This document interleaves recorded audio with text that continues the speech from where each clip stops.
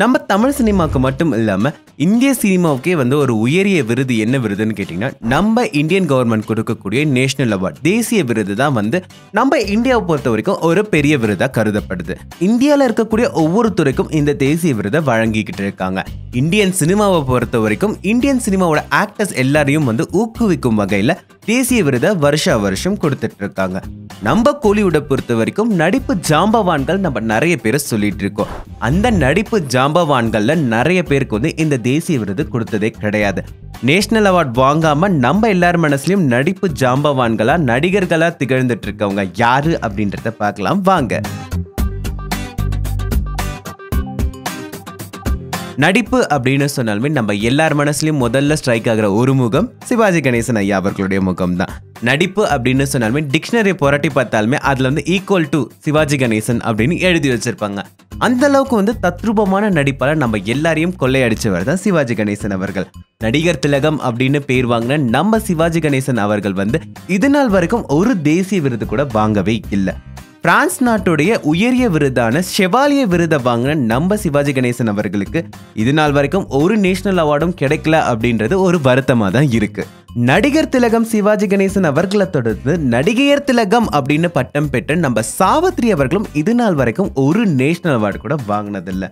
சிவாஜி கணேசன் ஐயாவுக்கு ஈக்குவலா நடிக்கக்கூடிய நம்ம சாவித்ரி அம்மாக்கும் ஒரு நேஷனல் அவார்டும் கிடைக்கல அப்படின்றதும் ஒரு வருத்தத்தக்க விஷயம் தான். சாவித்ரி அம்மா போலவே வந்து நடிப்பால நம்ம எல்லாரையும் கட்டி போட்டவங்க தான் நம்ம பத்மினி அவர்கள்.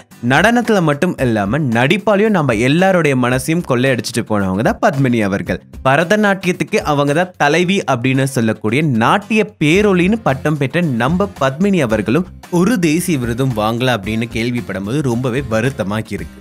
நடிப்புக்கே முடிசூடா ராணி அப்படின்னு சொல்லி நிறைய பேரால போற்றக்கூடிய நம்ம ஜெயலலிதா அம்மா அவங்க நடிக்க ஆரம்பிச்சதுக்கு அப்புறமா ஒரு படம் கூட தோல்வி அடைஞ்சதே கிடையாது. ஜெயலலிதா அம்மா நடிக்கிறாங்க அப்படின்னு சொன்னாலுமே போதும், அந்த திரைப்படம் வந்து வெள்ளி விழா காண்ற திரைப்படமா தான் இருக்கும்.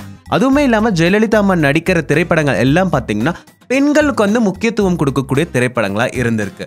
பெண்களுக்கு முக்கியத்துவம் கொடுக்கக்கூடிய திரைப்படத்துல நடிச்ச நம்ம ஜெயலலிதா அம்மாவோட ஆக்டிங் வந்து இது நாள் வரைக்கும் பேசப்படுது.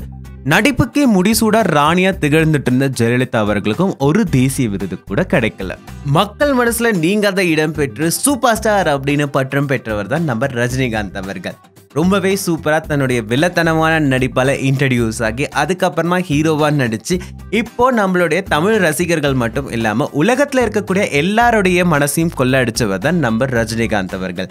ரஜினிகாந்த் அவர்கள் ஸ்டார்டிங்ல வந்து ஒரு கேரக்டர் ஆர்டிஸ்டா அறிமுகமானாரு அப்படின்னாலுமே அதுக்கப்புறமா தன்னுடைய முயற்சியால நிறைய படங்கள்ல நடிச்சு மக்களுடைய மனசுல இடம் பிடிச்சு சூப்பர் ஸ்டார் அப்படின்ற ஒரு அந்தஸ்துக்கு உயர்ந்து போனாரு. நம்ம சூப்பர் ஸ்டார் அவர்களும் இது நாள் வரைக்கும் ஒரு தேசிய விருது கூட வாங்கினது கிடையாது.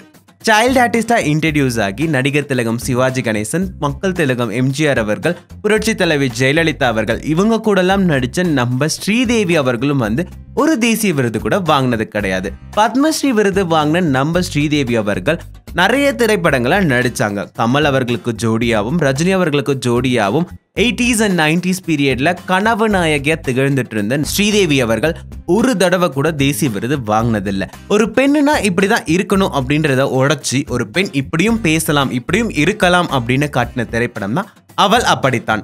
இந்த திரைப்படத்துல நடிச்ச நம்ம ஸ்ரீபிரியா அவர்களுக்கு வந்து தேசிய விருது கிடைக்கும் அப்படின்னு சொல்லி நிறைய பேர் சொன்னாங்க. ஆனா ஸ்ரீபிரியா அவர்களுக்கு அந்த படத்துல தேசிய விருது கிடைக்கல. அதுக்கப்புறமா தொடர்ந்து நடிச்ச நம்ம ஸ்ரீபிரியா அவர்கள் வந்து தன்னுடைய நடிப்பால 80s and 90sல கனவு நாயகியா வலம் வந்துட்டு இருந்தாங்க. ஸ்ரீபிரியா அவர்கள் தொடர்ந்து நடிச்சதுக்கு அப்புறமா இவங்களுக்கு இந்த படத்துல தேசிய விருது கிடைக்கும், இந்த படத்துல தேசிய விருது கிடைக்கும், ஸ்ரீபிரியாவோட ஆக்டிங்ல இந்த படம் சூப்பரா இருந்தது, இந்த படத்துல இவங்களுக்கு கண்டிப்பா தேசிய விருது கிடைக்கும்னு சொல்லிட்டு இருந்தாங்க. ஆனா ஸ்ரீபிரியா அவர்கள் இது நாள் வரைக்கும் ஒரு தேசிய விருது கூட வாங்கல அப்படின்றது தான் உண்மை.